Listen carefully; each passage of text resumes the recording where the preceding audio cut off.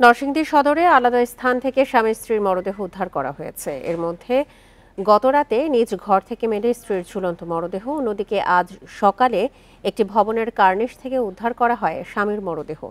নিহত দম্পতি সদর উপজেলার বালুশাইর গ্রামের রাজু মিয়া ও মানসুরা বেগম।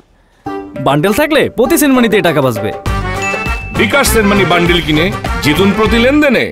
পুলিশ জানায়, রাতে ঘরের ভেতর গৃহবধূ মানসুরার ঝুলন্ত মরদেহ দেখতে পায় বাড়ির লোকজন।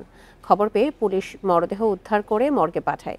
এ ঘটনার পর থেকে পলাতক ছিল স্বামী রাজু মিয়া। আজ সকালে সদর থানার বাবুরহাট এলাকার একটি 3তলা ভবনের কার্নিশে ঝুলন্ত মরদেহ দেখতে পেয়ে পুলিশে খবর দেয় স্থানীয়রা। পরে ফায়ার সার্ভিসের মরদেহ উদ্ধার করে মর্গে পাঠায় পুলিশ।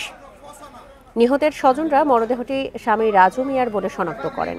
পারিবারিক কলহের জেরে স্ত্রীকে হত্যার পর স্বামী রাজু মিয়া আত্মহত্যা করেছেন বলে ধারণা পুলিশ ও স্থানীয়দের।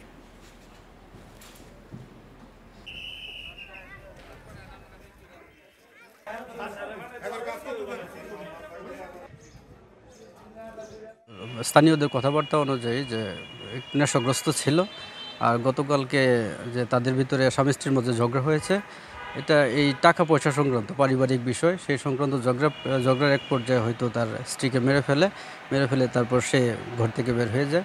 পরে আজকে হয়তো সে সুইসাইড করেছে। তো